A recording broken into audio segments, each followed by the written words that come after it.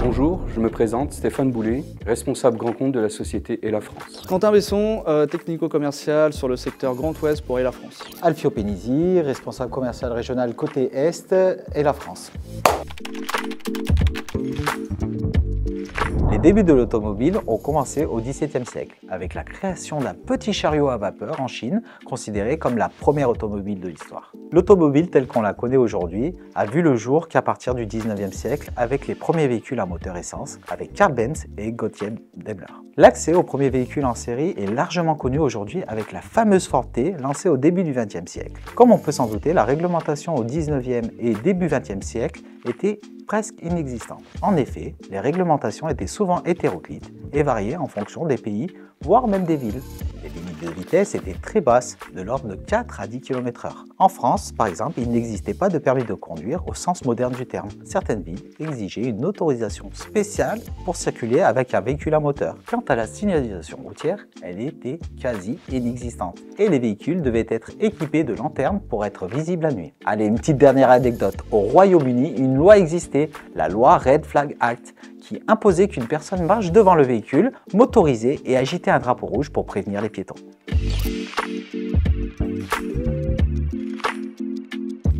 Finalement, l'automobile était une technologie émergente et les gouvernements mettaient du temps à s'adapter. C'est l'augmentation des véhicules et le nombre d'accidents qui ont poussé au fur et à mesure le gouvernement à mettre en place des restrictions et des règlements. Après la Seconde Guerre mondiale, la croissance rapide du parc automobile a nécessité une harmonisation des règles au niveau national puis international. Les normes ont porté sur la sécurité passive, avec notamment la mise en place de ceintures de sécurité, d'airbags, de structures renforcées de la carrosserie, la sécurité active avec la production de freins ABS, ou alors le contrôle de la stabilité, ou encore des systèmes d'aide à la conduite que l'on retrouve aujourd'hui. En 1966, la National Traffic and Motor Vehicle Safety Act est adoptée aux États-Unis, établissant des normes de sécurité pour les véhicules. En Europe, les règlements similaires commencent à apparaître. Au fur et à mesure que l'automobile se popularise, les gouvernements commencent à normaliser les équipements de sécurité et à imposer des exigences de consommation comme les pare-brises, les phares ou les rétroviseurs. Avec la prise de conscience croissante des problèmes environnementaux, notamment la pollution de l'air, des réglementations sur les émissions de gaz à échappement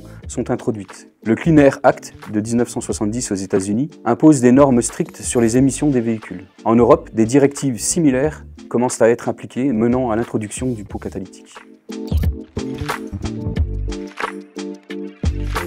L'avènement des nouvelles technologies, telles que les systèmes d'assistance à la conduite, comme l'ABS, l'ESP, les airbags ou l'ADAS, a conduit à des réglementations obligeant leur inclusion dans les nouveaux véhicules. Aujourd'hui, les réglementations continuent à être de plus en plus strictes pour les émissions de CO2 et d'autres polluants. L'Union européenne, par exemple, a mis en place des normes d'émissions de plus en plus strictes, Euro 1, Euro 6 et bientôt Euro 7.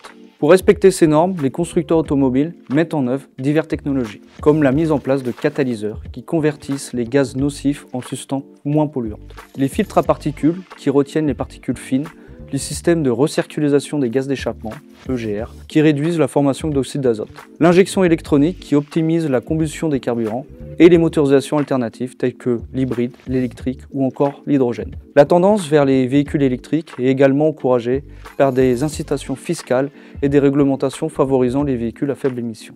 Avec Hella, c'est aussi 125 ans d'histoire qui ont su accompagner l'évolution de l'automobile, de la lanterne, au dernier capteur LiDAR. Aujourd'hui, Hella continue son histoire à travers l'innovation tout en respectant les réglementations actuelles.